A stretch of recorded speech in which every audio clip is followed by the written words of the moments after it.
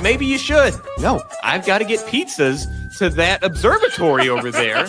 And so you get attacked by some like smoke monster, and you like the pizzas fall off, and you're like scrambling around, like, oh no, somebody Smoke needs monster. the pepperoni. So I'm swimming through 30 weight motor oil. Why are these new additions to your game that your intention was to release this fall? What are you doing? Their primary focus should be surviving litigation. Someone take his phone. I'll do it. Just give me a key card and a red button that turns off Randy's Wi-Fi. It pisses me off that they lump racing in with sports. Then you look at this insert F-bomb, Mario Kart and Sonic Racing lumped in with F125. An aimless rant. We were just angry. Gentlemen, we can rebuild him. We have the technology. Up, everybody. We are live. It is episode 75, I counted, of the Hardcore Casual Broadcast. He is Jay of F1 podcast fame. I am Mason of Online Infamy, and we are not the conversation locked behind a paywall behind you. Jay, how you doing today, man? Well, on the 8th day, God broke apart the $80 seal, and we're obviously going to discuss that here in a little bit. But In depth. kind of having a weird day. I'm not doing too good personally, and it's been a long week as we prepare for the July 4th craziness that will involve mucho beer. Plus, like I told you beforehand, my oldest turned 20 today, and I don't care how old you are as a parent when a kid turns 20. I don't know, man. It's been weird to wrap my mind around. As a parent, I've found that it's not looking in the mirror that makes you feel old. It's watching your kids age that makes you feel old. Yes, you're exactly right. Because, I mean, most people would tell you it doesn't matter how old they get, they still feel like the same kid that was walking the halls in their high school. In their mind, it's the same thing that we talk about with games all the time. When we played them when we were younger, they looked like the same games that we play in nowadays. But, I'll see a picture of a friend from that I grew up with and go, whoa, man, time has been, you know what? I should shut the fuck up right now. I remember that I had a similar kind of thing one time where I was like, look at something that was like Incubus was doing like a reunion tour, and it had a picture of them, and I was like, why do they all look so old? What happened to them? Yeah. And I'm like, oh, right. So, and then on the way home with my youngest son tonight, we're talking about music, and, to be somebody from this age of music and to have the music taste that he has, but talk about making me feel old. He was like, hey man, have you heard of Tool? And I'm like, are you, it's one of my favorite bands. I was about to say, to hear that from your kid, it's got to be one. Initially, there has to be like a shot to it. It's like, that's an insult. And then two, but I'm so proud. Yeah. Yes, it's exactly what it was. The dichotomy of being proud and being insulted at the same time was crazy. And then, that's because young people look at and just the same way I looked at an older person. I was like, they don't know ball. We didn't say ball, but you know what I mean. Yeah. And then he proceeded to call them one of the grandfathers of rock. And I was like, ooh. I was like, ooh. And I mean, he's right. Because they've been around for a long time, but to me, there's still those young guys that were thrashing their speaker boxes on in live concerts at Ozfest. It's just the fact that I went to Ozfest. I was about to say, now there's kids that are like, "What's Ozfest?" They're like, "Shit, man, I got to go to Ozfest." I'm like, "Folks, you can't go to Ozfest anymore," and a lot of that is Scott Stapp's problem. But anyway, it's been an emotional and just roller coaster today in a lot of weird ways.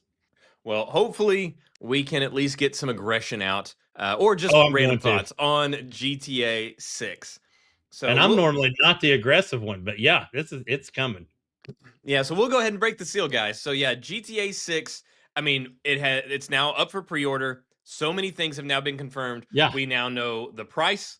We know the additions, we know some strategy stuff behind it, and we know that it's launching as a single-player game, which we always knew was going to be the case. That's how they always go to launch single-player. Multiplayer will follow.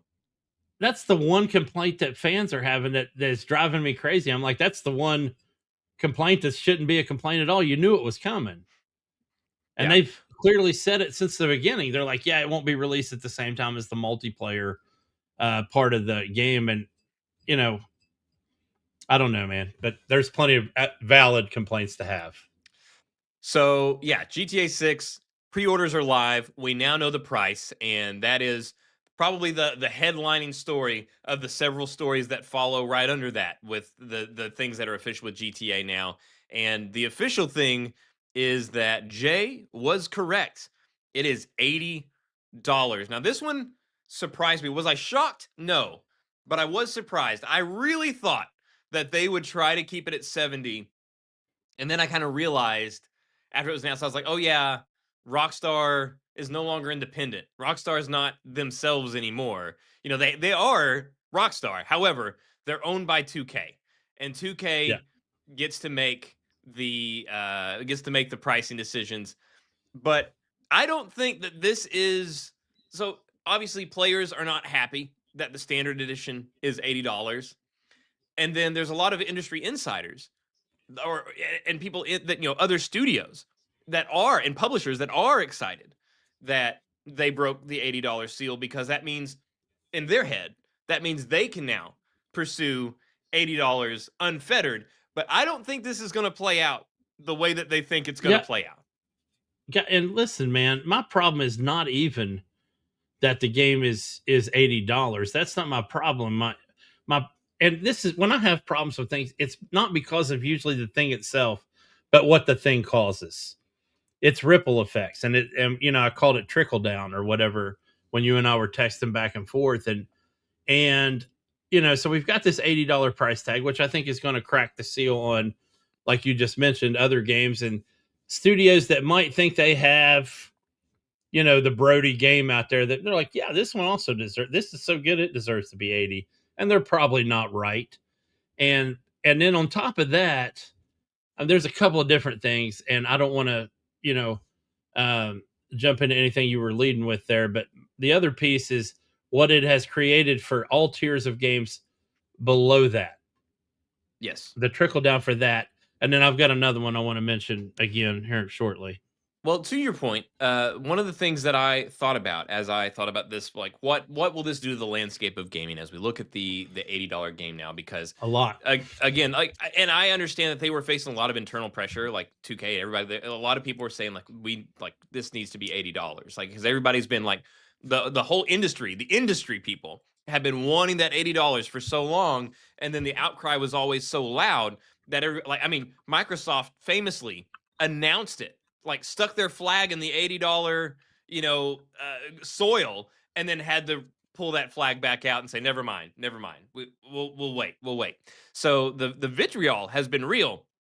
So many people were pushing for GTA. So many insiders were pushing for GTA to be $80 so that they could then feel justified in pricing at $80 because they want to normalize the $80 game. However, the issue there is that not only now that GTA 6 is the $80 game, it's the one that's breaking the $80 seal. It's also setting the standard as being it's setting the standard of what an $80 game should be. Now, the people that are upset, the consumers that are upset about it being $80, 100% understand. Totally justifiable. I get it. But the reason that a lot of people aren't as upset is because it is GTA 6. It is going to be so much content. It is going to be all this stuff. And the games that follow it that are now excited because they think, oh, now we can launch at $80. No. You are going to be held to the standard set by GTA 6 of this is what an $80 game is, and then they're going to have to try to live up to that. And if you don't live up to that, which nobody's gonna, you're gonna get a lot of pushback from your player base. Yeah, and the other thing too, like I got a couple of young dummies at work, and I use the dummy as an endearing term. It felt endearing.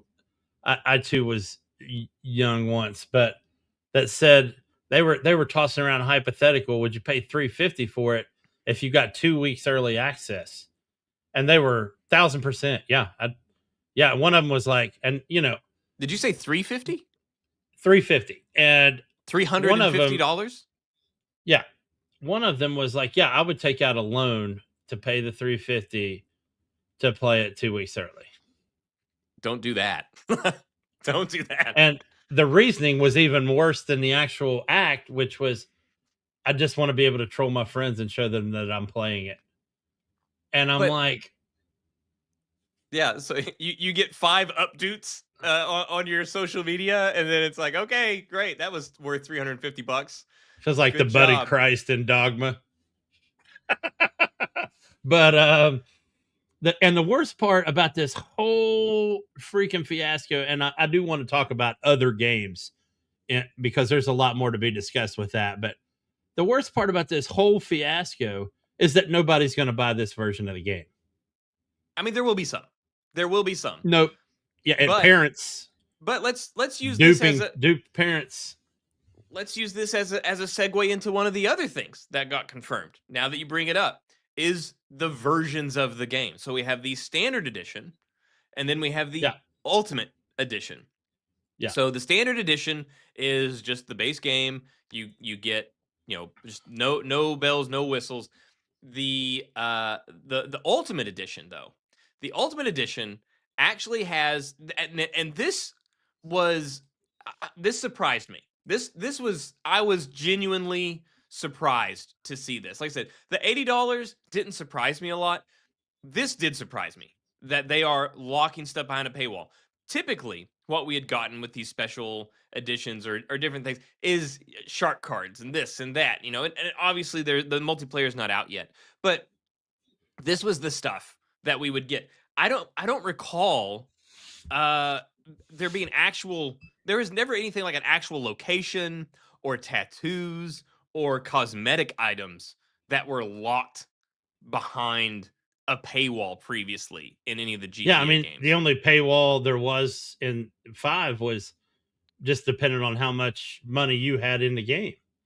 And granted, you could pay to win on that one to get those cosmetics if you wanted to, but you didn't have to. You could rob Easy Mart 942 million times, and then you would have had a good amount of money on there. But amongst some of the special things, like there's a bunch of special vehicles that come with the Ultimate Edition. There's also special shops. It looks like shops that you will only be able to access. That's the one that bugged me. So we have Ride Out Customs, which will be which will include special cosmetic car styling options. That shop will. There is Sarah's Unisex Salon, which is hairstyles for Jason and Lucia. Also has facial hair for Jason and makeup and nails for Lucia. We have Stock 305, which is exclusive streetwear clothes for both characters. Yeah. Electric Fang Tattoo, which obviously tattoos were a big thing that were introduced in GTA 5. Tattoos, of course, are back, but Electric Fang Tattoo will be locked behind this paywall, and it includes 50 specific tattoos for both characters. And then also we have One-Eyed Willies, which is off-road mods for vehicles along with some cosmetic customization. So that was bizarre to me to see them lock these storefronts, these shops essentially behind a paywall. So it actually wasn't bizarre for me. I don't like that they did it. I don't like anything getting, especially any exclusivity behind a paywall or episodic content behind a paywall. It's just, I mean, that's special rooms in hell safe for people that do that. But they did it so no one would buy the $80 version, obviously. And I mean, and this is nothing that everybody that and their mother that has a podcast or a game show hasn't already said. Nobody's going to buy the $80 version of this game. I won't say that. There will be some people that will buy the $80 version. Except for parents that get duped into buying a game for a kid that doesn't need to be playing it anyway. And yeah, there's going to be some people that they're hard up, I guess, when it comes out and they'll get the $80. But I guarantee you within a month, they're going to lump the 20 in and do the upgrade. Because I'm sure that upgrade will be sold separately as well. Yeah, it is. They already said it will be from day one. But yeah, at the end of the day, still everybody's going to end up paying $100. So why take it to 80 and ripple down through the market and make everybody go, hey, here's our $80 game. When nobody's going to be playing your $80 game, they're going to be playing your $100 game. So I don't know, man. It's just it's a really weird situation. I'm Well, here, staying away from this physical edition discussion because I'm not. I am We're gonna get myth. into it I wanted to let because you get I'm into that one.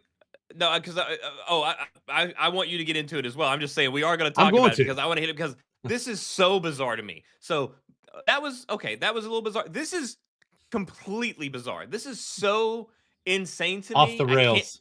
I can't remember this being done before, and we had heard that there were rumors like, okay, no physical edition, right?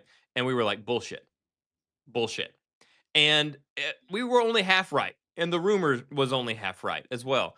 And that there is a physical edition that will go out to stores. You will buy a game case. However, there's not a disc in it. You're buying a game case that you will open up and it will have a code. So, this is the reason this is so insane to me is why bother? If it's a code, why even bother?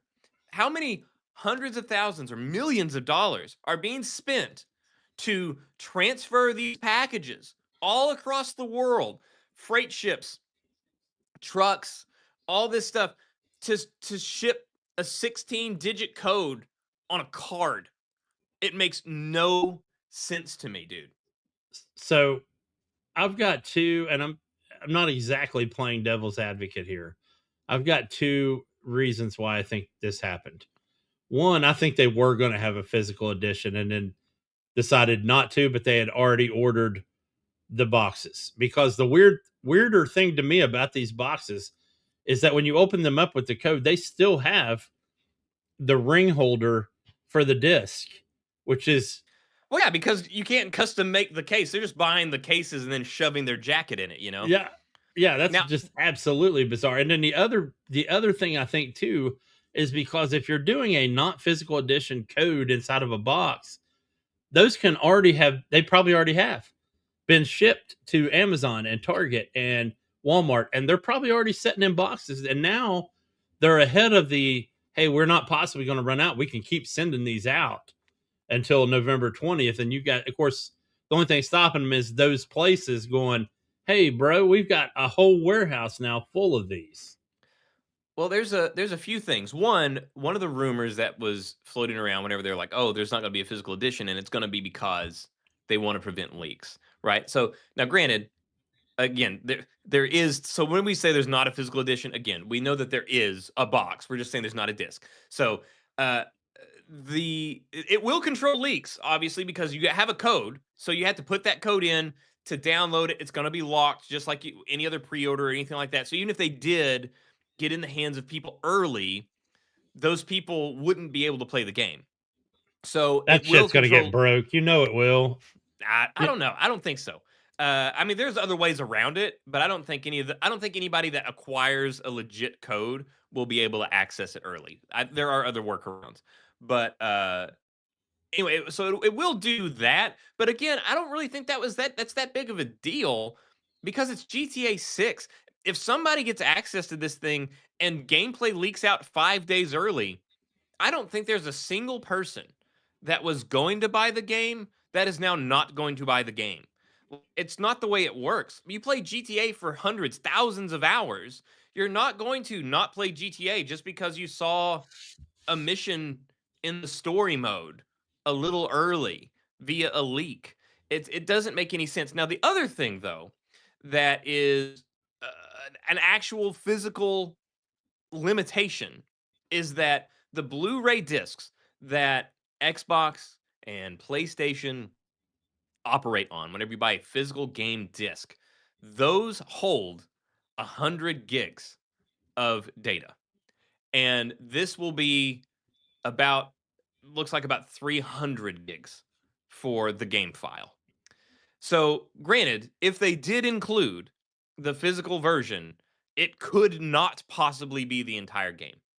And depending on how you went around that, maybe there are ways that you could have like maybe included just up to this chapter, but then there's also things about, well, would you need to include the entire map, but only the missions and voices and all that stuff? So I get there's some logistical stuff there, but so It just seems so crazy to me. And is this going to be the start now of games that are so big that we can't even put them on the disc? Now, I still think it would have been at least better to have something on a disc, even though it would have to be a massive patch, obviously, to get the full game. It just seems so crazy to me. If you're not going to have the disc, it just have them buy it online. I guess the Well, only justification there would have to be to not anger your physical, like, brick and mortar partners, to not piss off GameStop, to not piss off Amazon, to not piss off yeah. Walmart and Target. So you're like, hey, we'll send you a box, don't you worry, even though there's really nothing in it. So my statements about storage, and I have a whole separate rant about storage, but to answer some of your stuff too, it also, and again, I'm going to play devil's advocate because I believe, as you do, that there's going to be a downloadable sizable chunk that you're going to have to add on, and that basically the code is just getting you the initial installer. But that being said, the installer could also have software compression, or it's either compressed or zipped, and then as it installs, it unfolds that stuff, and that could blow out into easily 300 gigabytes. But my bigger problem with storage is there's a lot of people out there, by and large, that are going to buy this game, whether it be a parent or even a kid that's able to sneak and buy it, and even people that are older that don't understand the concept of storage and what Yeah. this is going to do. Because if you're on a standard PS5, and I can't speak to the Xbox Series X because I don't have one, but if you're on a standard 1 terabyte PS5, you don't have a terabyte. You have 665 gigabytes. Well, And this thing's sitting at 300, and you're going to need a buffer, at least an 80 gig buffer, to run this thing. And I'll get into performance later because that's a whole new bag of cats. But there's going to be a lot of people out there that are going to be pissed because their kid's going to come and go, I deleted everything, and now it says I still can't install it. And now they got to go buy an SSD, which, by the way, those are not cheap right now. Yeah. Even a 512. I watched Linus, which I'm going to talk about later, buy a 512 gig low end SSD for $472. That is, and that's unreal. Ridiculous. Yeah, because I've got a 4 terabyte for $204 right before this whole AI bullshit hit. Well, and not only that, but we know that GTA 6 is not launching on PC. Like, it's launching console exclusive, but obviously it will be on technically, PC. Technically, I was right. It's being delayed. Well, it was never announced for PC, so it's not delayed because they never announced the release for PC. But the thing, though, is that we just recently got the announcement of the Steam machine and its prices, which is a whole nother fiasco in itself. But yeah, I've got a whole thing on that. The low-end Steam machine, though, its memory is 500 gigs. 500 gigs. Yeah. So you get one of those, and again, 500 gigs is rounding. This is rounded stuff. You don't even before you take the actual software of Steam and Valve and all of that, it's not 500 gigs. So let's get that out of the way right now. And then you have the stuff that they partition off. I don't know if 500 gig Steam machine can support this one game. Yeah. So, and like I said, I've got a whole thing I want to do on Steam Machine because I think it's the biggest piece of shit that's releasing this year. But when you're talking about, and this is the reason a lot of people get just overwhelmed when they go from console to PC, because console does everything for you. So you don't know what buffer memory is. You don't know what a page file is. You don't know, and on PC you've got to manually create those things. And if you've got a 500 gig hard drive, you can't just fill it up to 0. The games won't run. There's no partition there for them to run against. So I don't even know if you would be able to download the entire game on a 500 gig Steam machine. As well. Like not even get it downloaded and not run it. I don't even know if there would be even 300 gigs left of storage after everything else to even have it and house it. You couldn't download Train Sim World 6 honest. And I know people are going to laugh about that. And if you don't believe me, look it up. Train Sim World 6 will run you 500 to 700 gigabytes.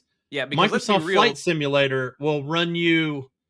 You could get, if you end up downloading everything on Microsoft Flight Simulator, you're talking about terabytes. Yeah, because Steam or Valve didn't release a 500K Steam machine because they thought 500 gig, or sorry, not 500K, but that Steam did not, or Valve did not announce a 500 gig Steam machine because they thought 500 gigs was enough. They announced a 500 gig Steam machine so that it would be just over 1K because that was as low as they could get it.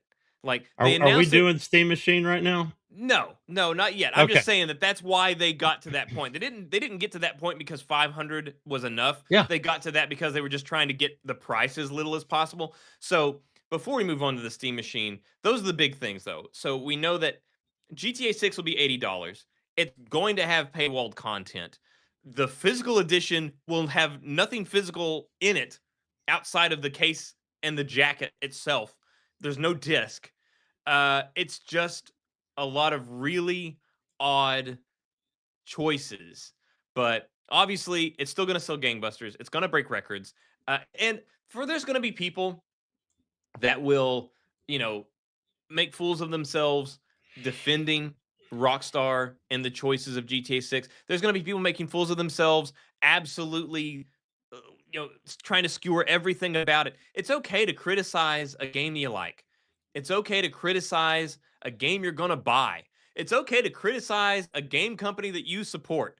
Like, you call balls and strikes and still play GTA 6. You can be upset with some of the choices. And you can hate that there's $100 Ultimate Edition that paywall stuff behind it and still buy that $100 Ultimate Edition to play the paywalled content.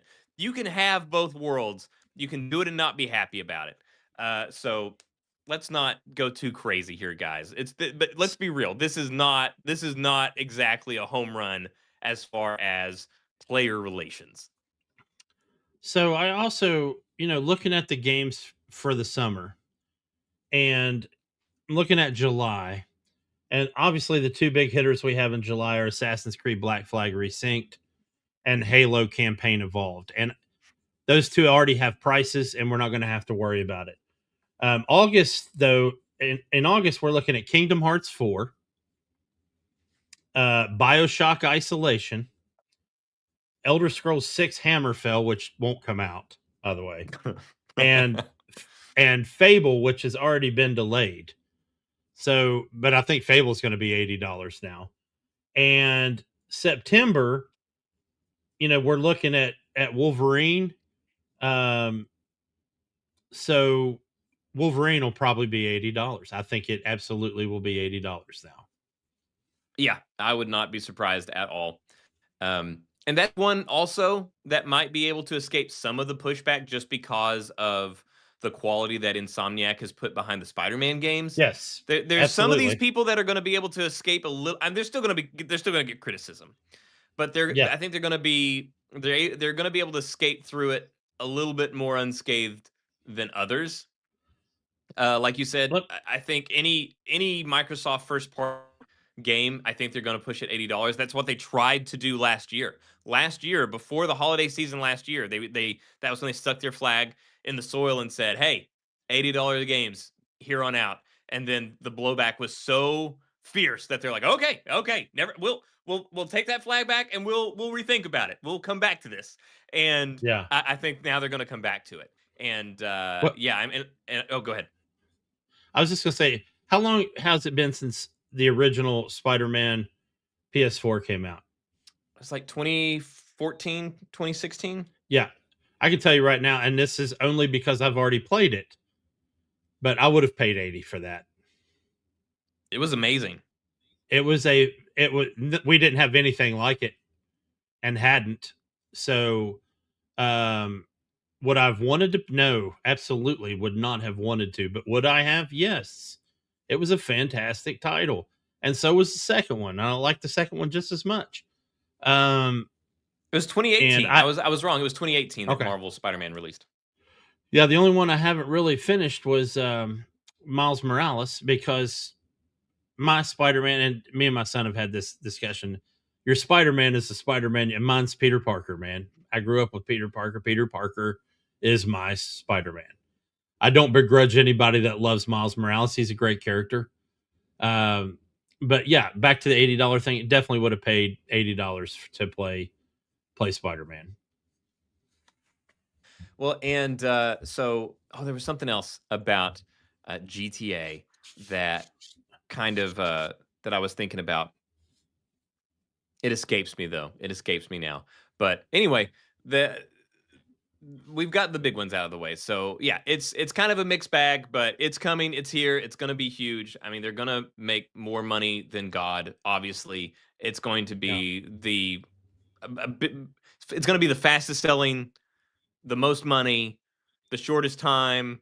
I mean, it's going to get all of the things. Yeah, and I'd hate to be lined up against it for Game of the Year. Yeah. This year, or I guess would be this year. I don't know what the deadline is for deadline. They're probably going to end up being. Yeah, but I think they call it like in November early, so it might get pushed to next year. It'll make it. Yeah, it'll make it. I have no doubt. That'll be interesting because they included it as one of the most anticipated games, and of course I don't know if it had been delayed. I think it was still coming out in May or whatever at the time they announced it as the most anticipated game at the Game Awards last year. I know Crimson Desert doesn't want to see themselves in that fight, but I mean they're going to be. I mean there's a few games that could be at this point, but yeah. Anyway. Well, so there we go. Now, if you want to, we can move on to the Steam machines. Get more into depth if you'd like to. We'll go ahead and transition into Steam machines while we're talking about storage and memory and cost. So the only people that like the Steam machine right now is Valve. It's basically, I'm not even going, and this is a hard sell right here, but I'm not even going to put it in the category of jack of all trades, master of none. If you have a PS5 Pro, which I don't, but I have a PC, then everybody's general consensus is just stick to your PS5 Pro.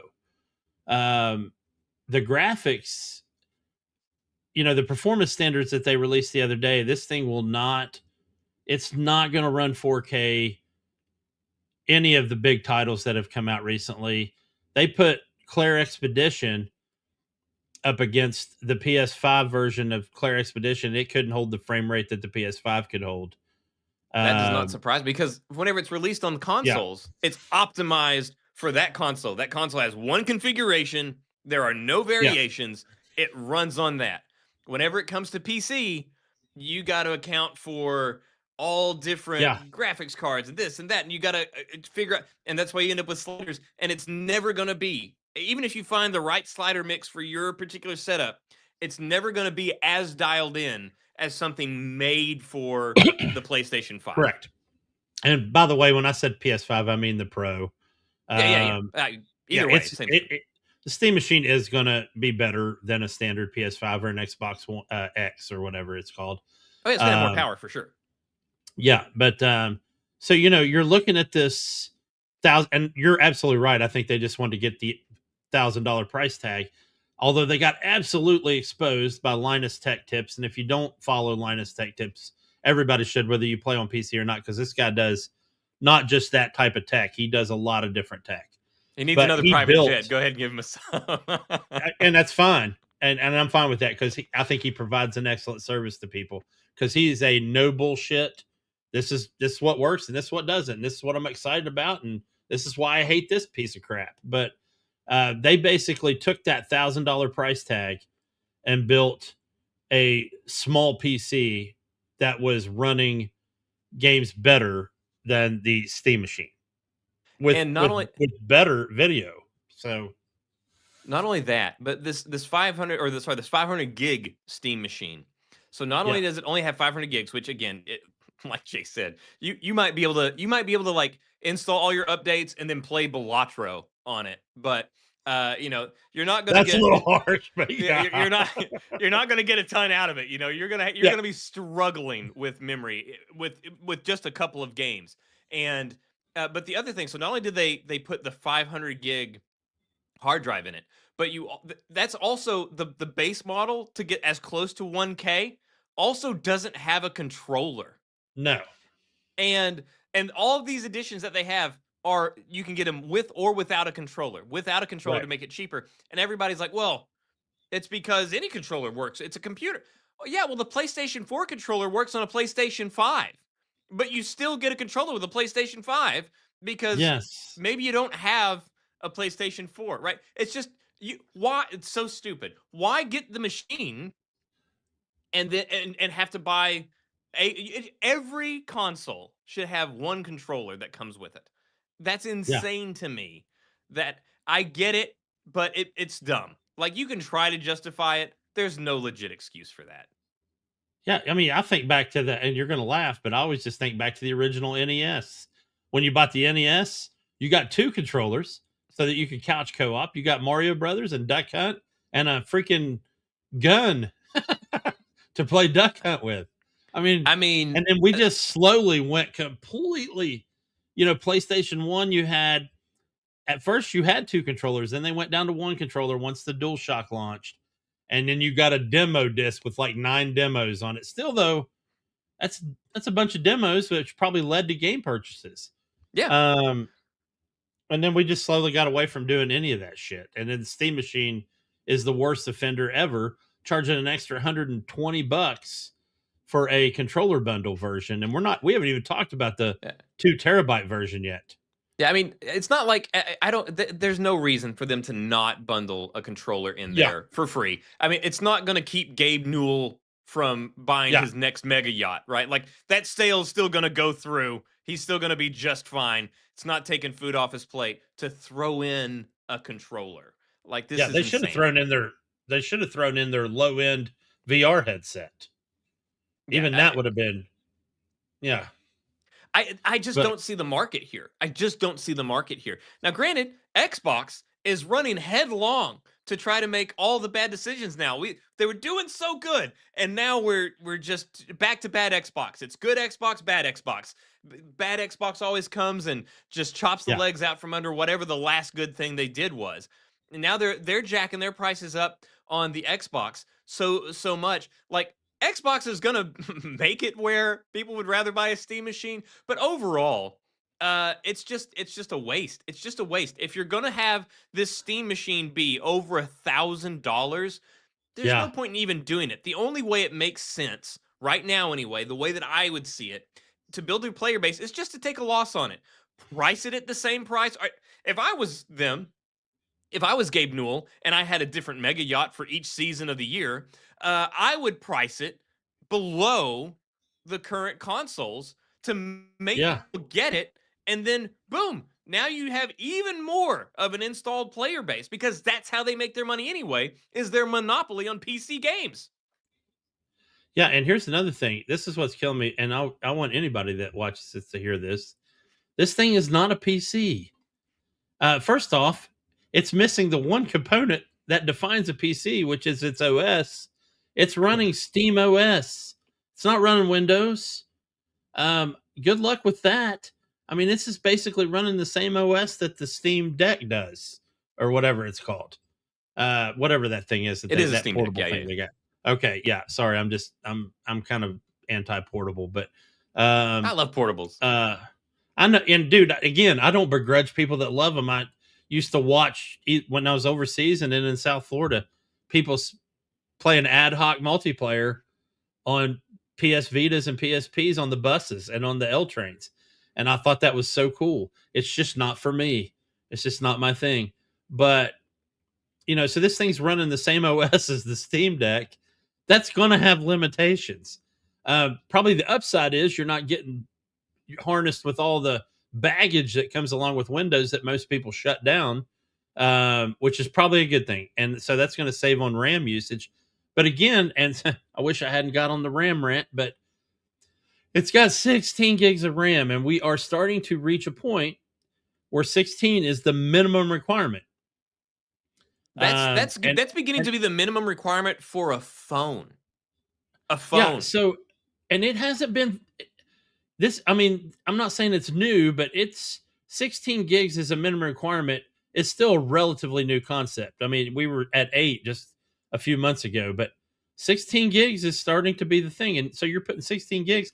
Then on top of that, the worst thing, which nobody ever thinks about unless you're a GPU hound, is VRAM. And this is the RAM that's inside your video card. And almost everybody is shipping 16 gig cards now. They're ridiculously expensive. But like, they're shipping the Steam machine with an 8 gigs of VRAM, and there's games that will not run on 8. Try to run Forza Horizon 5, much less 6, on 8 gigs of VRAM. I mean, when I upgraded my card to a 16, that was like the best move I ever made. It literally stopped the bottleneck on my machine, and I feel like we're going to be bottleneck central with this little cube they've got going on here.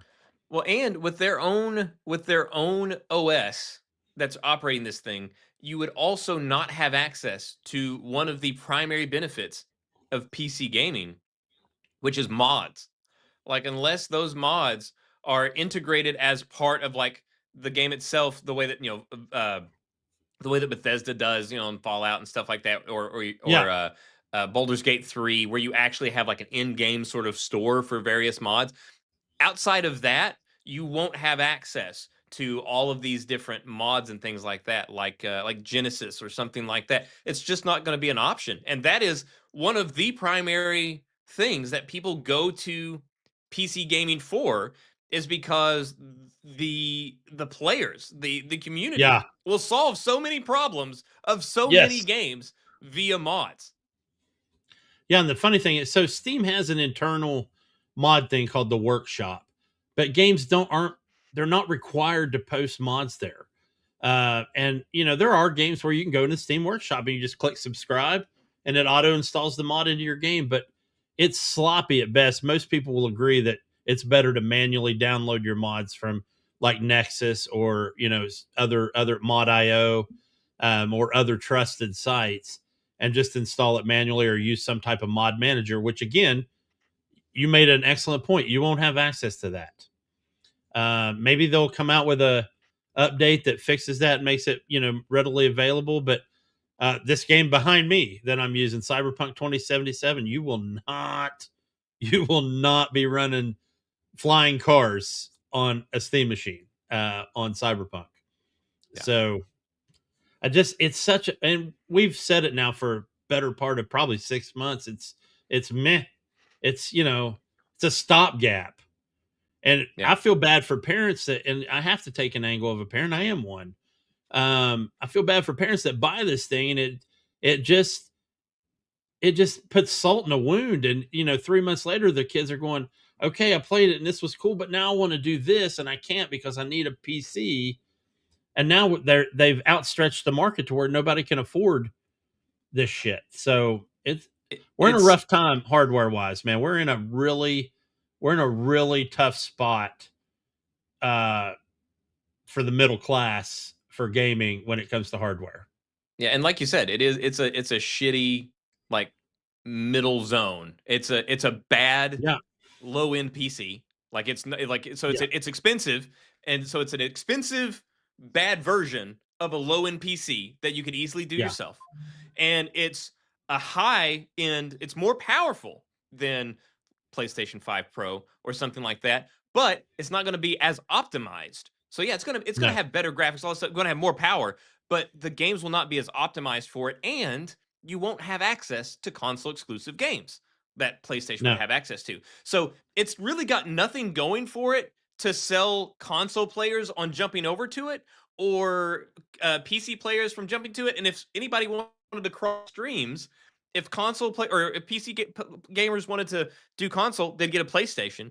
If any console players wanted to do PC, they would just do PC. So it's at its price, it's a confounding choice, because again, they have more money than God. They don't have their own like they had the Steam Deck, sold great.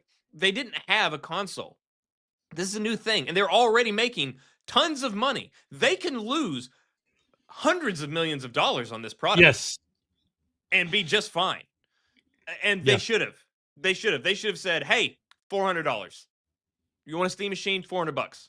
1 terabyte hard drive." I really feel like The only benefit of this thing right now is if you got like a feng shui problem with your apartment or flat and you don't have enough room, this thing's a real estate saver for sure. And then probably other than that, it's a tchotchke conversation piece when you have the friends over. Oh, look at that. You got one of those cool little cute steam machines. What's it do? Well, the answer to that is not a whole lot, Bob.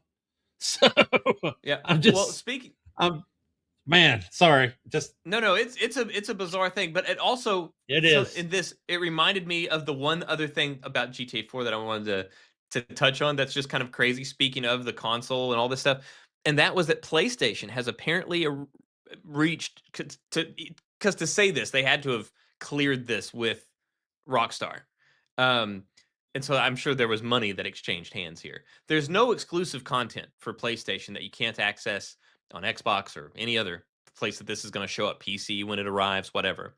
But Right. PlayStation is saying that it plays better on PS5. There's a tagline that they have that it plays better on PS5.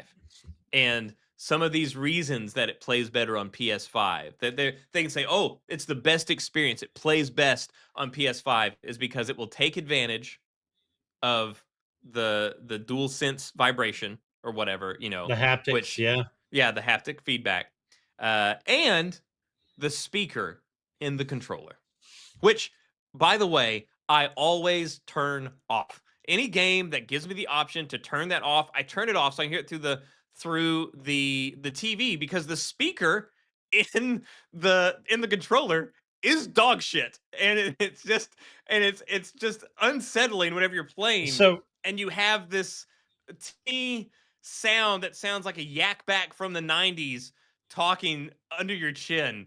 It's just not good. It's just not good. So I always turn my speaker on, but this is because you and we also deviate in the games that we play, in that I play a lot of hardcore racing sims, and having my race engineer or my pit chief on that speaker makes a lot more sense, and B, I can actually understand what they're saying over the engine noises and the weather and or whatever is going on my TV.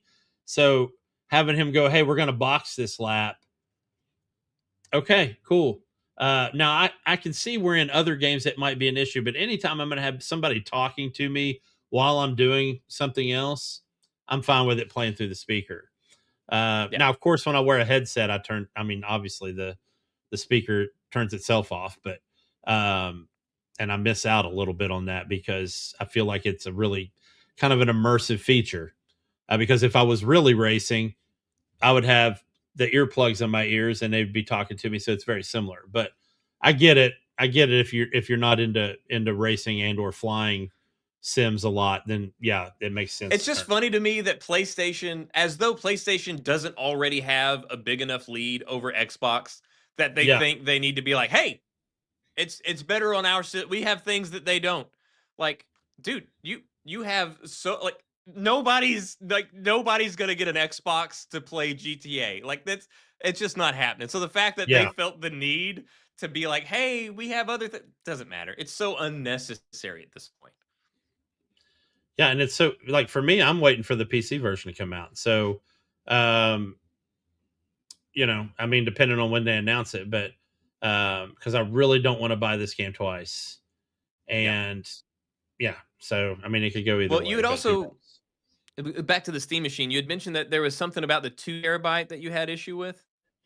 Okay, so the 2 terabyte version is like 1328 or something like that. It goes from 500 to 2K to 2 terabytes, right? It's a 5 to 2 jump. They were going to have a 1 terabyte and it's gone for some reason. I guess they nixed it and decided it wasn't. It probably got turned into 500 because of the prices. Yeah. So the 2 terabyte version is 1328. If you want the controller, it's 1448. And you're literally paying for the hard drive space because from what I can tell, the specs aren't that much better. In fact, they're mostly. Are they any better? I would assume it would be just the space. Yeah, I don't know. I'm gonna have to look that up. But I was so pissed off when I saw that the RAM was the same, and that I just quit reading it. I was like, this is because some the way that it was serious kind of horseshit. the way that it was kind of presented was not as like, oh, here's our base version and here's the Pro, like the PlayStation 5 and the PlayStation 5 Pro. It seemed like it was communicated as, hey, this is the Steam machine. You can get it with 500 gigs or you can get it with 2 terabytes. Like, it didn't seem like they were trying to present one as being more powerful than the other. It seems like they were focusing on the fact that it's just got more memory. No, the specs are exactly the same. Yeah, that's what I thought. Yeah, so it's just got more memory, or it just has more storage. More storage, yeah. So, and now I wish I hadn't pulled this. I wish I hadn't said anything, and I pulled this up because it just pisses me off reading it, dude. It's just, I mean, it's a GameCube.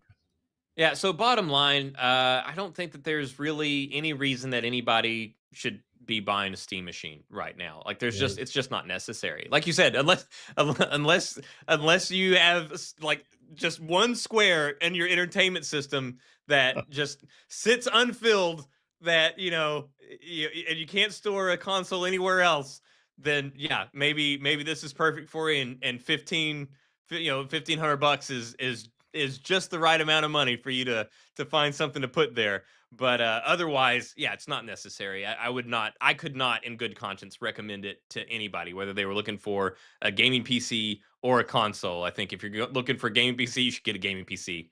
And if you're looking for a console, you should get a console. Yeah, I mean, that's really your only two options. And furthermore, I'd say if it's a GTA 6 related issue, then either get a PS5 Pro or wait for the PC version to come out and build a PC while you're waiting. And then pick it up when it does.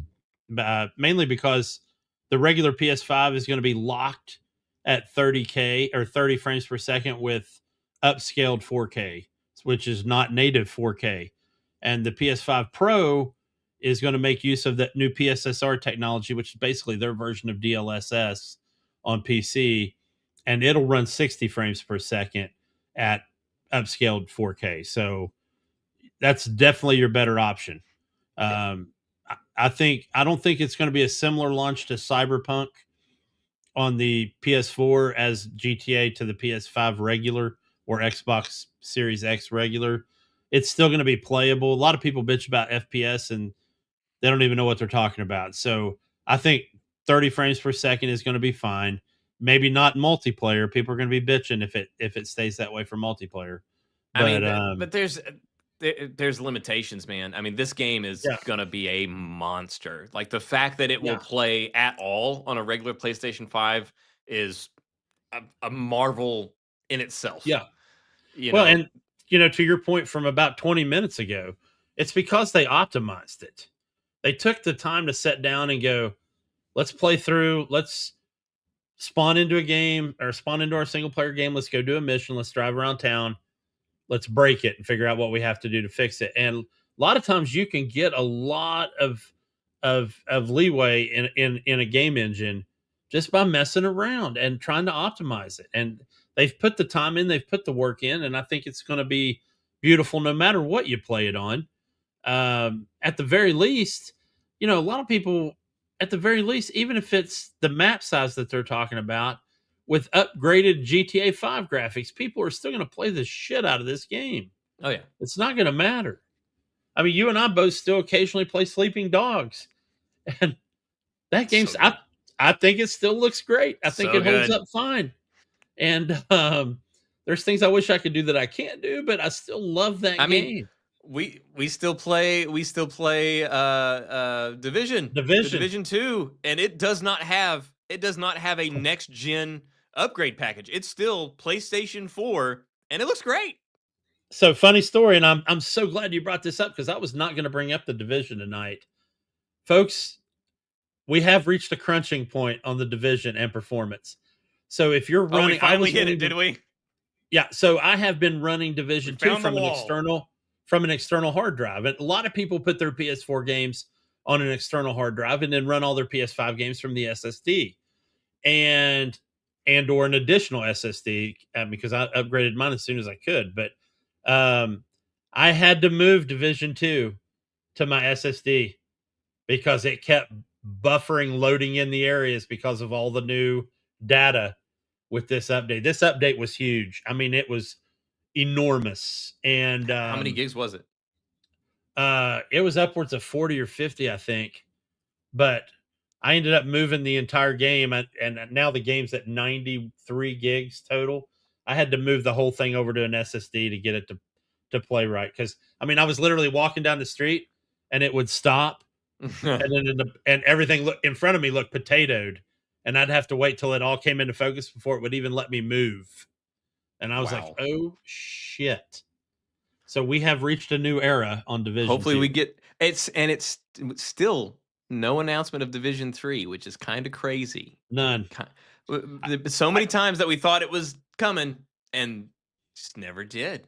And they still keep putting out new content for the Yeah. Division. Just recently, like you said, just recently had this massive update here. I do wonder, when do you think that we will get an announcement of the Division 3 this year? And of course, obviously the best place for that would be the Game Awards. But do you think that it will get announced this year, or do you think the entire year will Yes. go? Okay.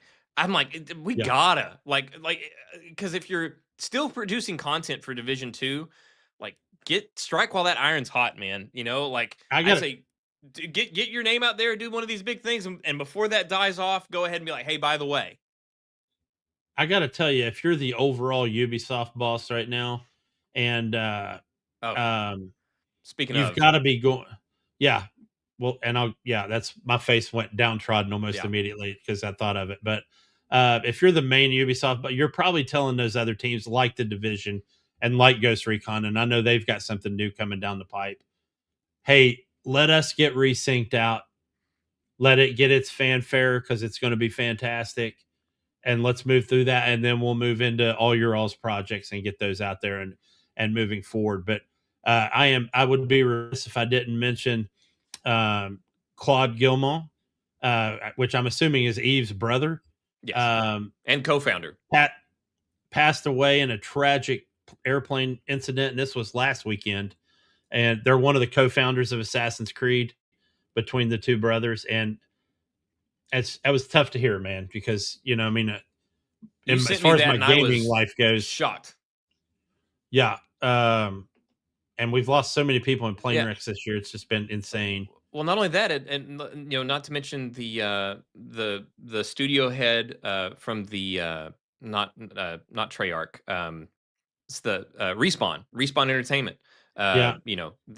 That died. The owner, for whatever reason, I can't think of his name off the top of my head, but that died in the car accident. It's just like this horrible things, man, awful things. So yeah, definitely a tragic thing, and thoughts got to the family. That's awful. But anyway, back to your original question. Yes, I think we'll get a Division 3 announcement. And I also agree with you that I think it'll either be the Game Awards or one of the bigger shows towards the end of the year. Do you think that they're far along on it? So here's the thing. Because the only reason that I could think that they would not have announced it this far, because surely, again, if it wasn't for all of the AI and crypto insanity that's running up the chip prices, the cost of all these different components, we would be at the end of this hardware cycle for PlayStation 5 and Xbox Series X. But it's been artificially extended just because of artificial intelligence and crypto.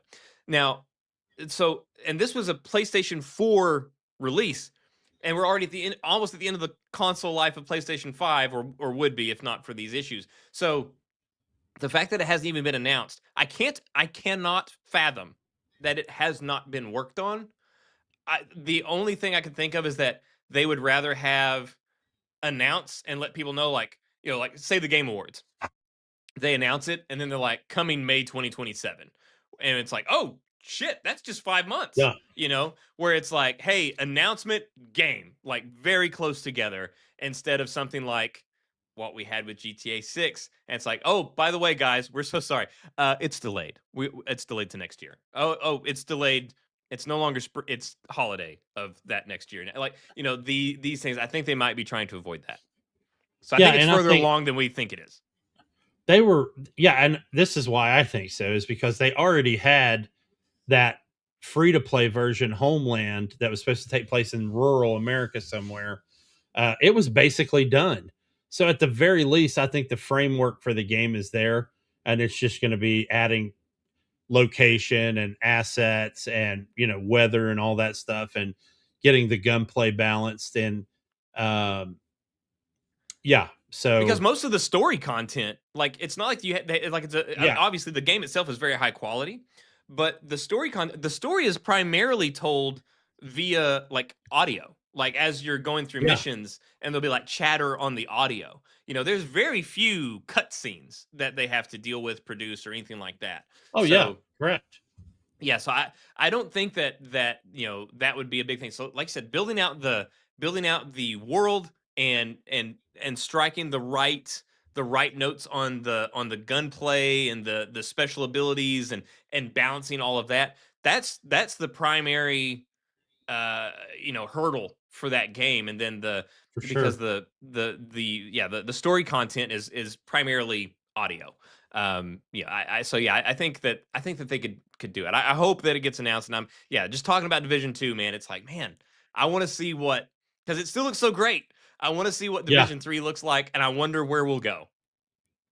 yeah, and then also, and I kind of alluded to it, but Ghost Recon's got something coming down the pipe, and word has it it's going to be in Vietnam, not during Vietnam, but in Vietnam, if you know what I mean. So it's not going to be Yeah. during. It's not a period piece, It's not and the they're going Vietnam back. War, which Yeah, we've talked about. Did we talk about it on the show or just before the show?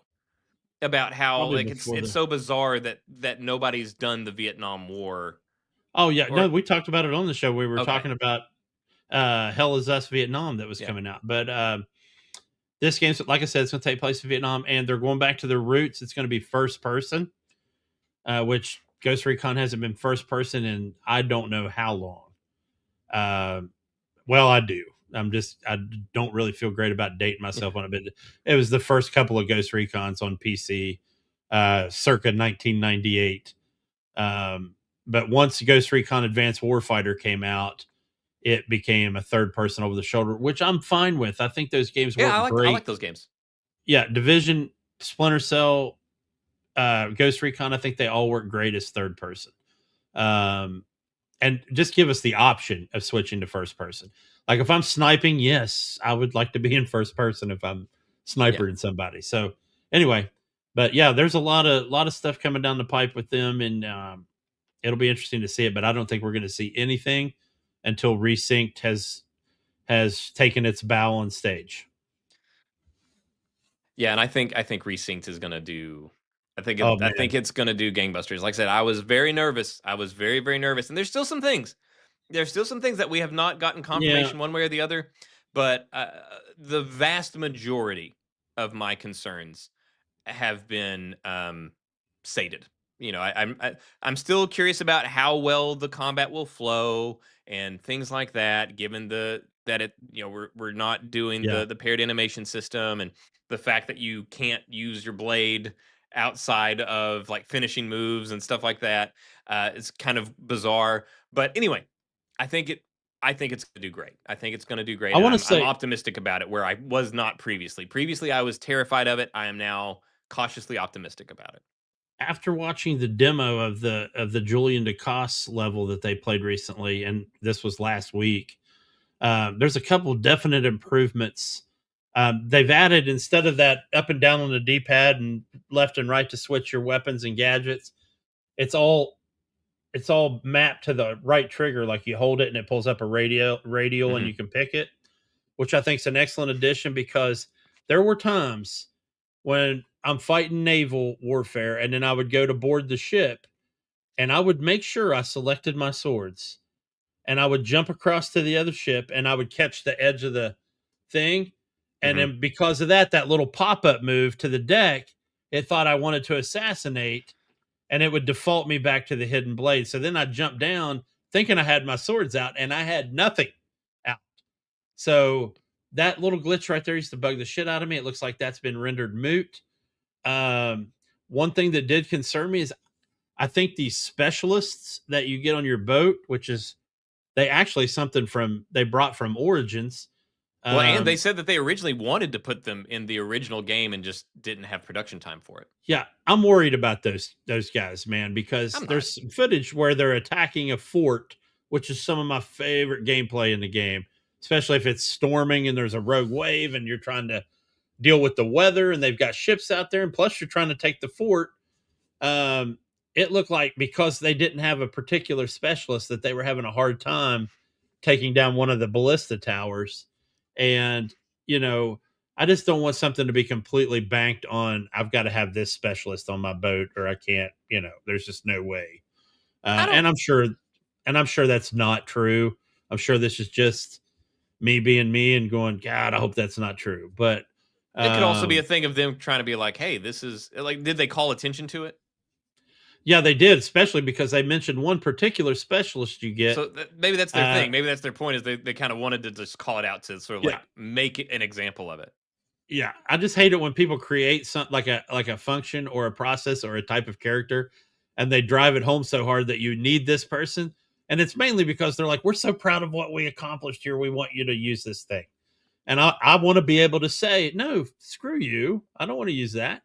But one of the specialists means your broadside cannons will fire double shots, which looked pretty damn broken on that demo. Hopefully they nerfed that a lot, because it was just it was melting shit with those double shots, and it looked crazy. I was laughing watching that. I was like, this is a damn Disney movie. I assume they're there. I assume that they're there, but have we gotten any official, like anybody speaking on the whatever they call them, the legendary ships or whatever that you could fight, like the ghost ships?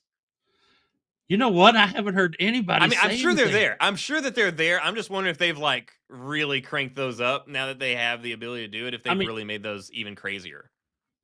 Well, I did hear, this is the one thing they did bring up. They didn't bring up the actual ship or the combat, but they did say that those have turned into a cinematic event.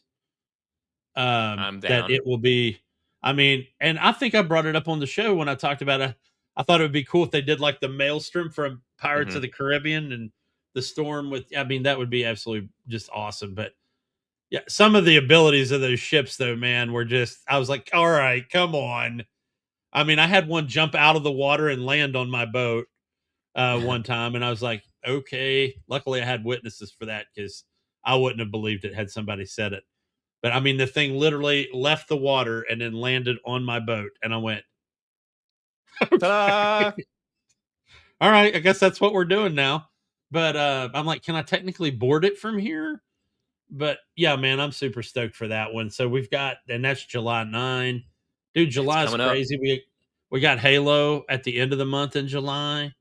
And then something else I got super excited about this week, if we're just kind of shuffling through stuff right now.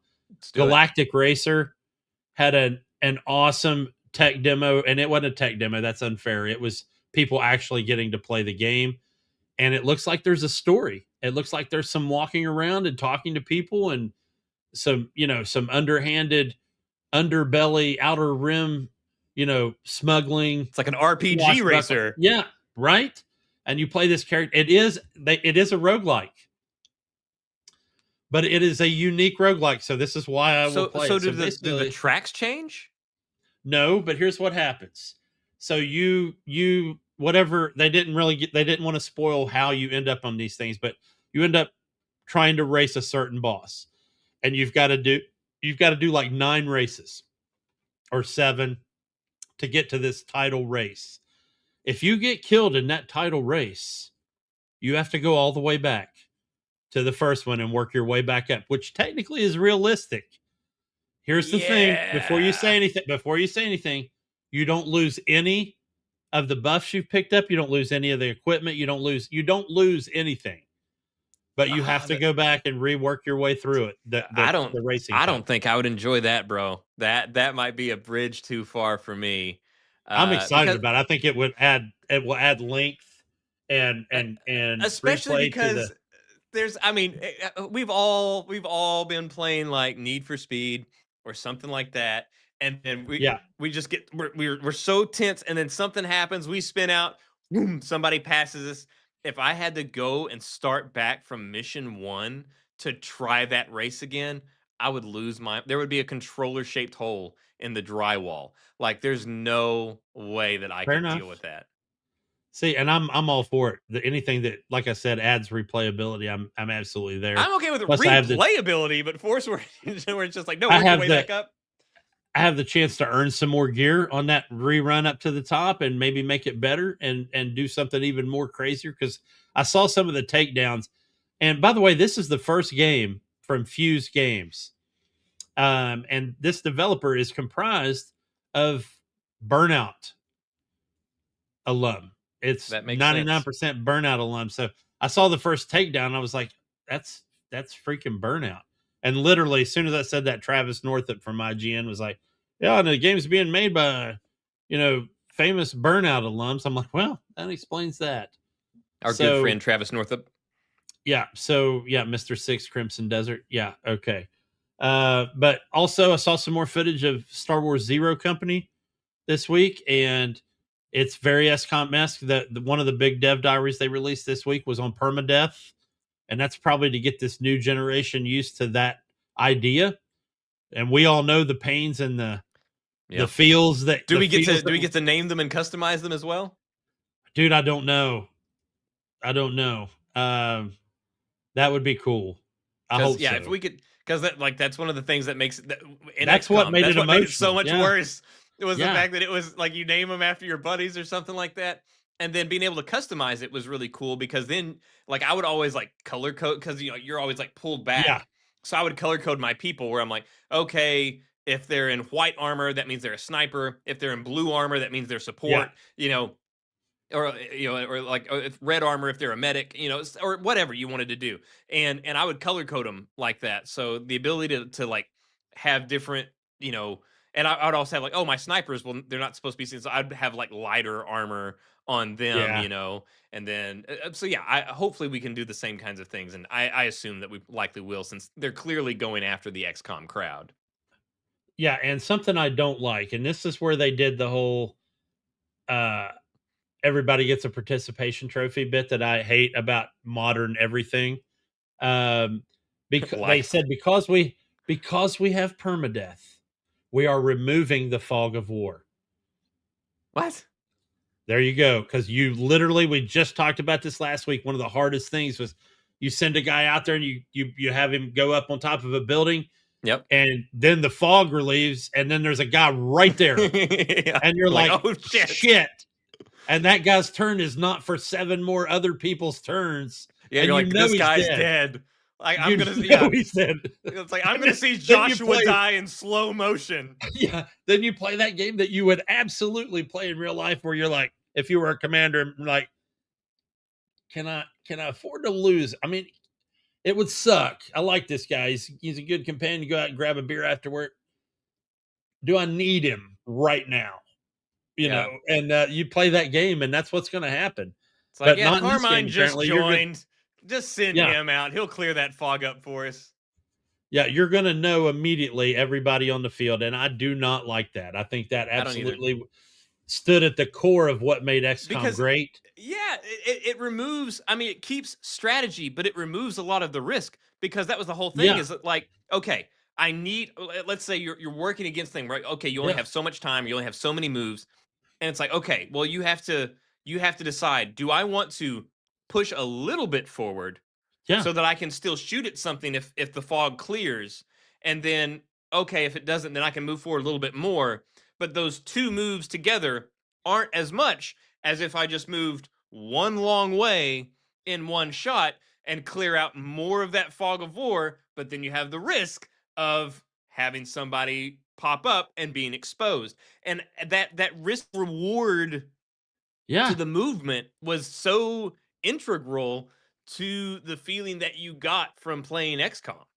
Yes, absolutely. And, I was thinking that same scenario that you brought up last week, where the sniper, so I send this sniper scout or whatever on top of this building, and then the fog clears, and and we're talking Star Wars now, there's a droideka balled up right there, and you're like, oh shit. But now you're going to be like, well, I wanted to send a scout up there, but I'm definitely not fucking doing that. That droid there. Yeah, it's so Gen Z, dude. It's like, hey, we need to wait till we're all together and we can all go fight that threat, so that Yeah, we all get our trophy and our pizza party and our ice cream cone afterwards. No, it's not the way it works, man. You go up there, you were ballsy enough to send the guy up there. You need to be ballsy enough to let him take it. Yeah. And I don't I'm still know. excited to play it, but that is a bummer to hear. That is a bummer to hear. Yeah, I knew you were gonna side with me on this one, because that's just, I could not believe. I mean, that's literally one of the two, permadeath and fog of war. That's the two driving forces in XCOM that make it so great. And there'd be times in XCOM where that was the entire thing that made the mission so so tense, was because they'd be like, oh, there's a shipwreck. Go to the wrecked ship and investigate. So you show up and you have no intel. You have no idea where anybody is. You have no one on the map. So the entire map is a question mark to you. And you don't even know where the crash is. You just know the area that it crashed in. You don't even know where the ship is at, and so you have to go around and like, oh, you move here, like, oh, they're there. So I mean, there are some missions that wouldn't even be tense if there was no fog of war. You'd just drop me like, okay, they're over there. There's a clearing over there. Let's go around here. And it's like, yeah, you still get the strategy, but you just don't have that sort of like, that tightness in your chest of like, oh shit, this could go real wrong real quick. Yeah, nobody's going to move. None of your team people are going to move solo. You're just not going to do it unless you know you've got the advantage. And that's another piece of it that I think sucks, is now you're going to be like, oh, I've totally got that dude beat. I'm just going to send this guy up there. He can take him out easily. Yeah, dead to rights. Yeah, where's the fun in that? I don't know. That part really upset me. So I hope they come through story wise and other, set pieces. So, yeah. But like I said, I'm still excited to see it, and because we don't get many games in the XCOM style, we get even more. We get more RTS games whenever it comes to strategy than we do the sort of like XCOM brand of strategy, and that I really fell in love with XCOM style games, and not only do we not get many XCOM style games, we get even fewer XCOM style games on console. The few that do come out on PC, and only a couple of those will hit console. So the fact this is something that's coming out to console, I'm still excited to see it. But yeah, that is a bit of a bummer. Yeah, even though we live in a post Baldur's Gate 3 world, turn-based is still a hard sell for a lot of people. They don't like the idea of having to sit and wait until maybe a whole slew of bad guys get to go before your guys are dead before you even got to do anything. Get good, bro. But it's turn-based. I feel like it's always going to be. It's sort of like how Final Fantasy was with Japanese RPGs versus American RPGs, and I love the turn-based, the old school Final Fantasies, where it was the 3 guys on one side of the field and the 3 enemies on the other, and took your turns. You had to decide, do I want to attack or do I want to heal one of my teammates? Kind of thing. So yeah. Well, it's also one of those things where it's like, I'm sorry guys to continue on with this, but it's just a bummer. But one of the things like in XCOM is that not only was there a situation where like, oh, I overstepped, I took a risk, it didn't pay off. Yeah. Now Joshua is right next to somebody that's gonna fucking murk him, in 3 turns. And then, but that's also so many times where that was like the beginning of the end. Like, not only does Josh go down, everybody just start like, and it's just this cascading effect. Like you can trace the moment that everything turned in that mission to that decision. Where here, but that's just because a risk went wrong. You took a risk, it didn't pay off. Here, if something like that happens, it sounds like it's just because you're an idiot. It sounds like because you just made a bad strategic decision. Yeah, it's almost like Amos from The Expanse. His head's just floating in the top right corner of your screen going, welcome to the churn, bitch. I mean, you're just going to. The other thing I want to mention that I hate, and there wasn't a technical term for it, but I called it the uber critical, where you got your guys lined up, you're in the middle of the fight, they've got a couple of baddies out there, and somebody, steps right out of the fog, and you're look over at your guy and you're like, okay, he's got to wait 4 times before it's his turn again. he's setting at 92. He's good. There's no way they're going to take him out. And they get the errant, uber critical shot that melts him in one. And you're just like, dude, come on. Cut me Or some slack. on the flip end of that, there's also times where you're like, okay, well, you've got some dude here, and you're like, you've got this enemy here. It's like, okay, well, I've got a 93% chance of hitting him with this, and Yes. it's going to be all. This guy's going to be waxed. This is no problem. And then you're point blank miss, and it's just like, oh, okay, well now we have a problem, you know. And then it's like, then everybody after that, like miss, like what is happening? What is happening? Yeah. You know. Yeah, which I get it. Like that is random. That is true randomness where it's like, okay, yeah, we rolled Snake Eyes several times in a row when everybody was like 90+% chance of hitting him. But man, it happened, and whenever it did, it was bad. Yeah, it's like nothing worse than throwing the grenade. They're locked into a corner, and you throw the grenade into the corner with no way for the grenade to escape the corner, and it goes off, and it's like miss. Yeah, miss, that was you're just like. That was one thing where it's like, whenever you miss with like a gun, like, okay, yeah, okay, you had a really high chance of hitting him, and your little bullet missed. Okay, yeah. I can understand the physics behind this. Whenever you throw the grenade and it misses everybody that's standing right next to it, I'm like, I want to check your homework. I don't think the physics agree with that assessment, sir. Yeah. No, thank you. Yeah, that was always one where I'm like, really? Rocket launcher to the face, and it's like miss, and you're like, yeah. Like, can you check that again? Can you run those numbers again one more time for me? I mean, and I also get it. This is a crazy tangent, but I think it shows our love for this game. Yeah, and the style of game, and I just feel like we're getting gaming questions at 8:20. But yeah, I'm looking forward to this game still. But yeah, that does bother me a little bit that they're doing away with the fog. Yeah. Well, any other gaming stories that are on your list that you're itching to get out? I do not. I got one quick one just because I think it's funny. So if you play Forza, and this is the phenomenon I was talking about, if you play Forza 6 Horizon, Forza Horizon 6, sorry, the main title song, and I'm not I don't know if I'd call this trance or electric music, but the main song is by a guy named Casablanca with a K, not with a C. And the song is called You. And the song is right. And the song is called You. And the lead line is, I want to wake up where you are. And they've been memeing the shit out of this on social media. Like they'll add because it has that boom, boom, that electric beat in the background. And they're memeing it with that John Hamm in the club thing where John Hamm's doing the club. This and that. Yeah. But I got to tell you something. There's something up with that song. I don't think I've heard it. I need to listen. Yeah. And I don't want to play it and get us a copyright strike, but find it if you can. There's something up with that song. There is some kind of psychosemantics going on with that thing, because like, I wish I wasn't going to tell you this, but there have been times I've come home since that game has come out and I have fired it up just to hear the song. And then once it calmed me down, I exited the game. Okay. Let that set in for a second. It is weird.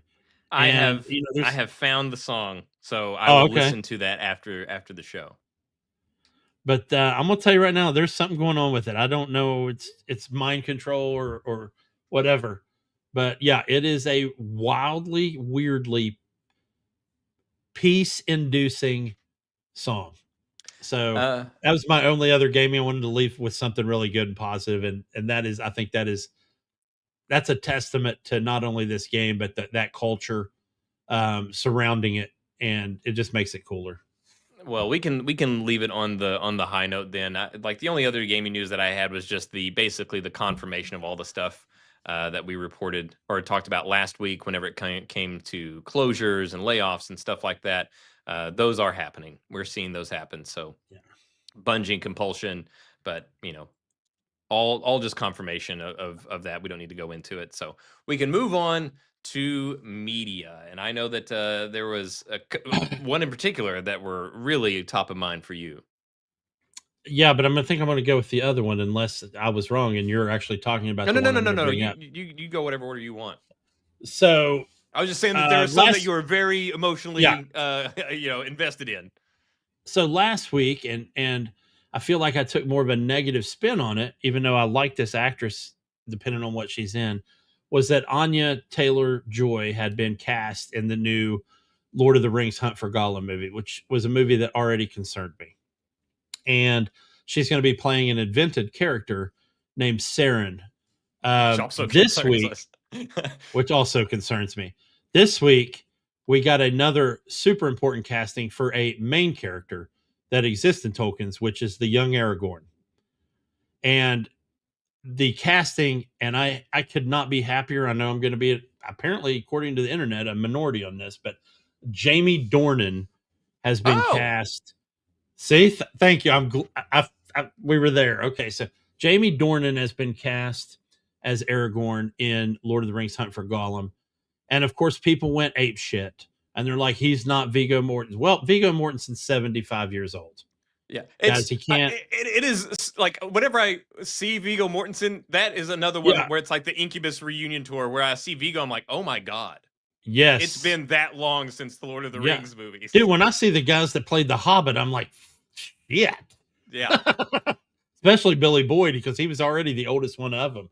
But Jamie Dornan is a fantastic actor. A lot of people know him for 50 Shades of Grey. I typically like some of his more obscure work. There was a show with Gillian Anderson called The Fall that I think he was excellent in. He played a serial killer and he was fantastic.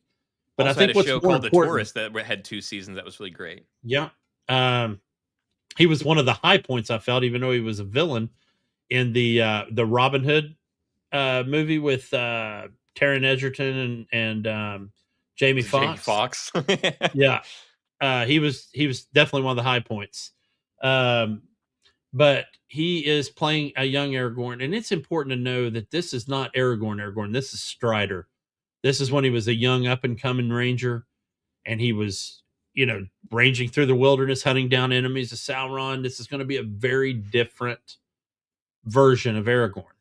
And I do not have a problem with Jamie Dornan playing the role. Yeah, I like Jamie Dornan at all. So this actually added a couple points in the positive side for this movie for me, depending on how hard they lean into the Aragorn portion of this movie, which I think should be a lot. I think it should be lengthy because I believe that's where all the meat and potatoes are going to be for a lot of this movie. So, yeah, so I feel reassured in a lot of ways. And hopefully the fact that they've cast Jamie Dornan means they'll be able to pull in some other high-profile actors and actresses as well. It's Lord of the Rings. They're going to be able to get pretty much anybody they want. Yeah. So, again, super excited about him being in the movie. Not super excited about the movie as of yet. But that is definitely a step in the right direction, I feel. The other piece that I had, and this was the last piece I had, well, next to the last piece I had, House of the Dragon season 3 premiered this past week, and this will be spoiler free. So if I need to catch up, guys, this is my fault. I need to catch up. There's a lot of shows I got to catch up on. But I want to say my piece about what happened in episode 1, which, by the way, was some of the best fantasy television of all time. I felt this episode was, and definitely some of the best Game of Thrones-ish let's say Westerosi TV that we've had. There was nowhere after the end of last season for this to go but straight to war, and they did not disappoint. We went straight in. We got to see some cool stuff. We got to see Matt Smith's character Daemon at the end of or in a battle, and at which point another house showed up that we have yet to see in detail, really. So that part was excellent. A lot of people loved that portion of it. Then we got to another battle towards the end of the episode. And I remember all this week telling my friends, I'm like, I hope you're not emotionally invested in some of these people, because this is one of the bloodiest stories in If you've read the book Fire and Blood, this is one of the bloodiest portions of the whole thing. And we have a character that's no longer with us, and it caused an absolute emotional breakdown on social media so far over the past few days. Granted, some people are probably overacting or trying to sell it to get clicks, but there were some people that were absolutely legit in their viewpoints. We also had a really awkward scene, and if you watched, you know what I'm talking about. And I don't recall that happening in the book, but didn't save it from being like I was. I was yeah kind of thing. So very I'm weird, and it very curious as to. I'm sure I'll know it when I see it. and what made it worse was that the person involved in the person that was the recipient of the awkward portion of that wore our face for us. She was, yeah, it was weird. And when you get to watch it, you'll get to see that. But I will tell you this: House of the Dragon season 3 is, if you've already watched season 1 and season 2, you will not be disappointed. It's absolutely phenomenal. If you have not seen season 2, you've only watched season 1, then watch 2 and get the 3, because 2 was great. Well, see, 3 is gonna, I'd watched 1, and then I started and watching no, 2, and then I just kind of lost me somewhere in season 2, and I need to just get back into it. trying to think where that would have happened. There was a There. couple of lengthy And expositional areas. and I was just kind of like, I'm just kind of not feeling it. And then you convinced me to watch Night of the Seven Kingdoms, which Yeah, was outstanding. You know, it was yeah, great. It was great. yeah, And I was like, okay, you know, that kind of like revitalized my faith a bit in their willingness to and ability to tell these stories. So I need to go yeah. back, get through season 2, and then hit season 3. Yeah, in season 2, once it does turn up the heat, it turns it up really, really well, which they needed to, or we would not have had the season 3 episode 1 that we just had the other night. So make sure you're watching it. It airs Sunday nights at 9 o'clock Eastern, Which 8 o'clock Central. Which is always their time slot. Whatever their Yeah, marquee show is, it's always that yeah, time slot.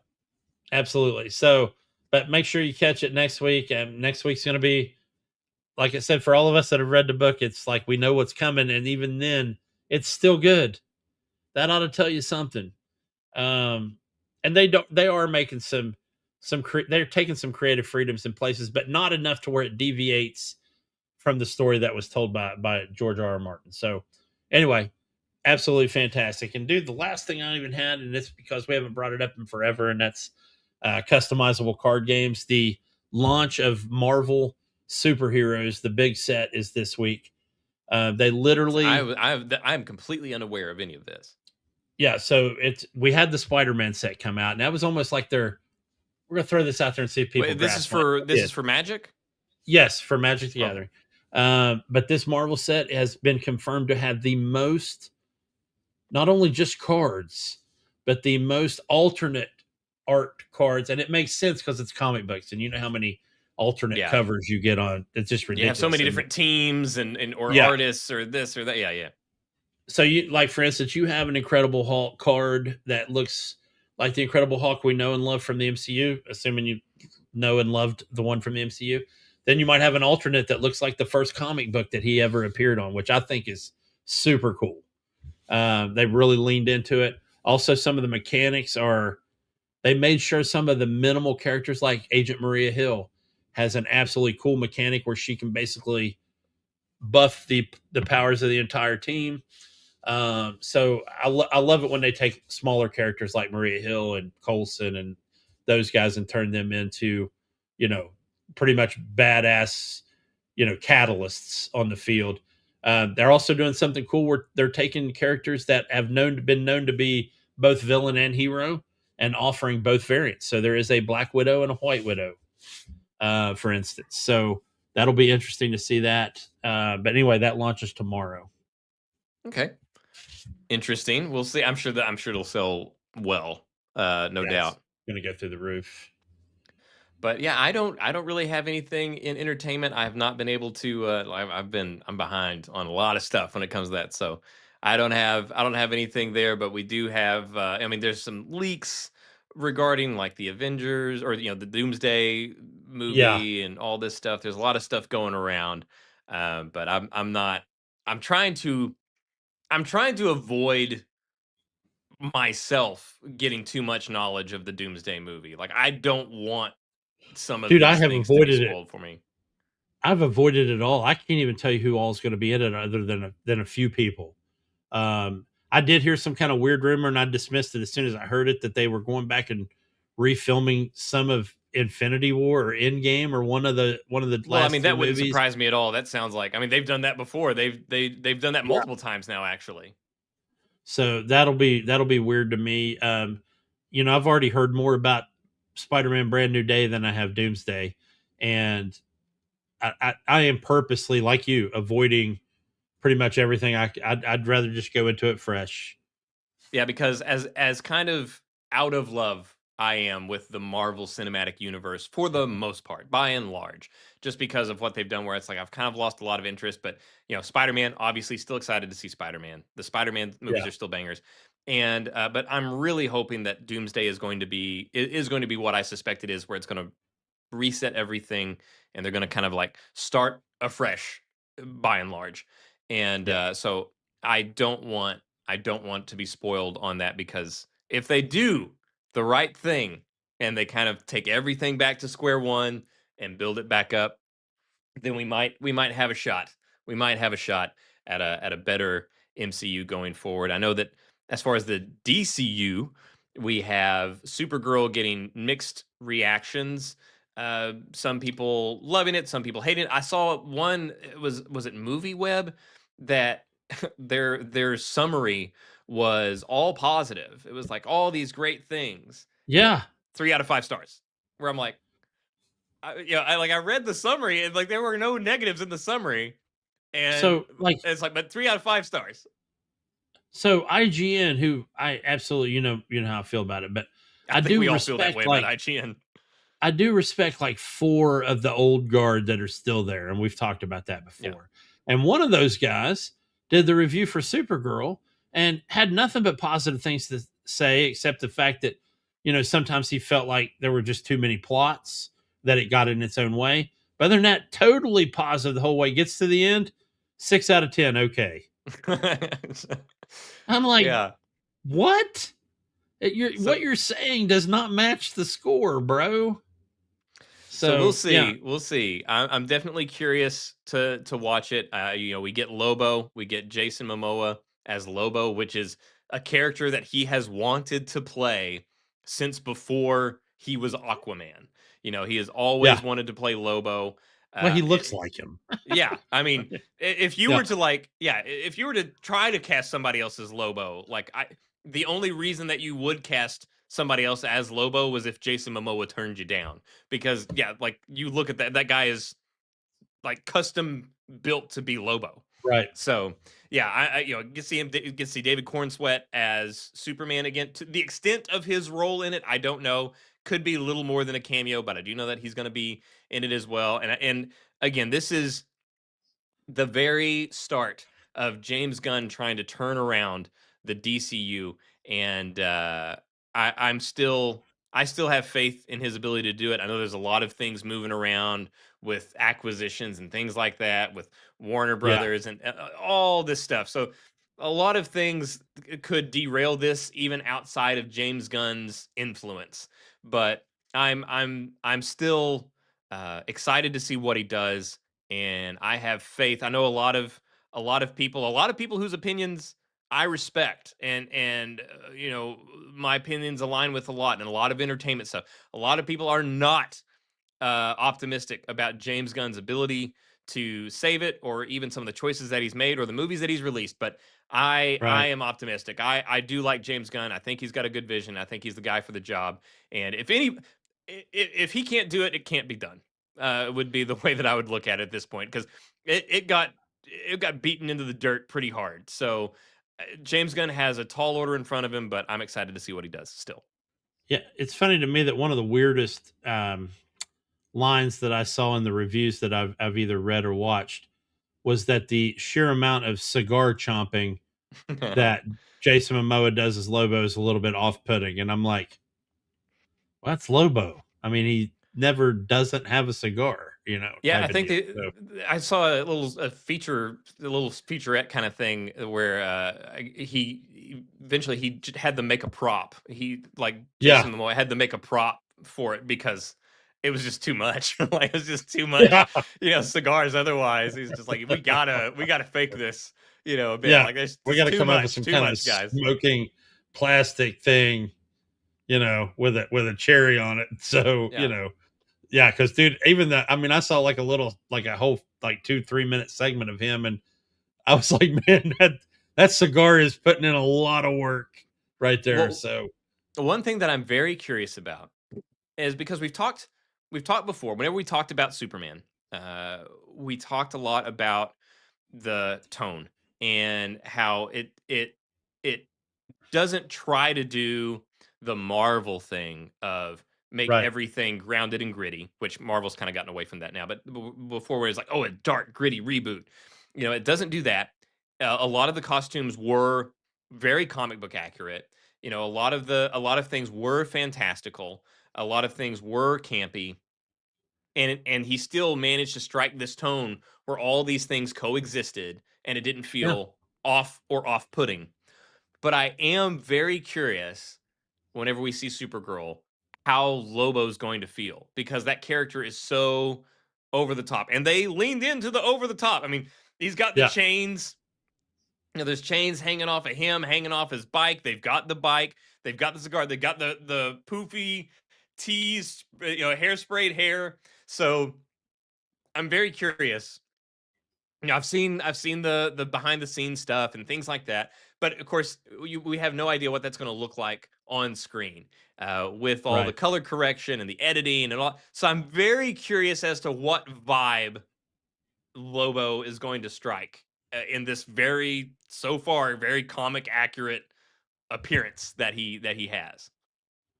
Yeah, well, the word on the street is like he's after the same group of guys that Kara is after. So, and that he's more of a, I guess they just run into each other occasionally during the film as The enemy of they my come up with enemy.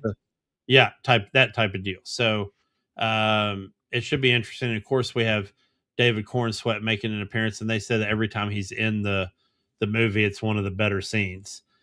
Even though part of this deal was to see if Millie Alcott could carry the character without Cornsweet being there for support. So that's something we'll definitely get to judge when we view it. But yeah, Well, I'm and still and the excited to last see it, man. I think it'll be a decent movie. Yeah, I'm looking forward to it. And the last thing, just speaking of this, and this is not exclusive to Supergirl. Obviously, we had another instance of this last week.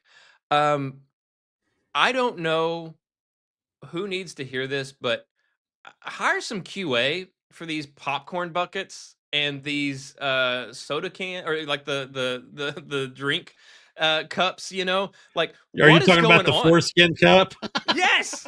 What is happening? We've got Yeah. we've got we've got this Even thing the that looks like actors, we got the Supergirl cup that looks like a fleshlight.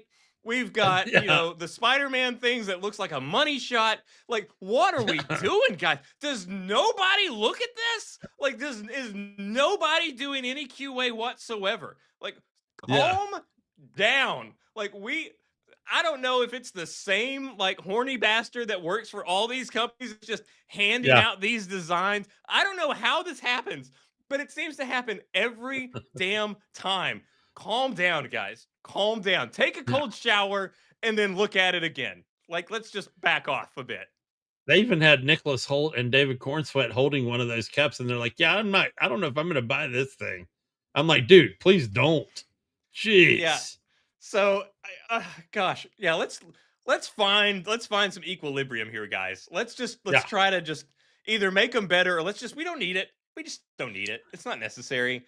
Uh, Especially because they're always if you get them, they turn out to just be cheap plastic. But yeah, I mean, it all started with that Dune popcorn bucket, man, and then we don't have to make everything look like it's very multi-purpose, yeah. where you're going to either use it for this or this and hopefully never use them for for both. It's funny that we had we did so well with the Maximus popcorn helmet for Gladiator 2, and it literally follows in line with the meme. I'm Maximus Decimus Meridius, and then you show one of these other ones, and you're like, I'm Jeff. My name is Jeff. So I think that's pretty cool. Dude, one little thing I had before we get off here too is Elodie Young, who played Alexis in Daredevil. She was spotted this week on the street in her Elektra gear for Daredevil season 3. So it looks like she's definitely going to be in next season. So pretty excited about that because I love the Elektra Daredevil storyline. Period. And I liked her as Elektra in it. And yes, she was fantastic. I am very glad that they are striking the balance of maintaining what we did like from the Netflix show while erasing some of the sins of the Netflix show.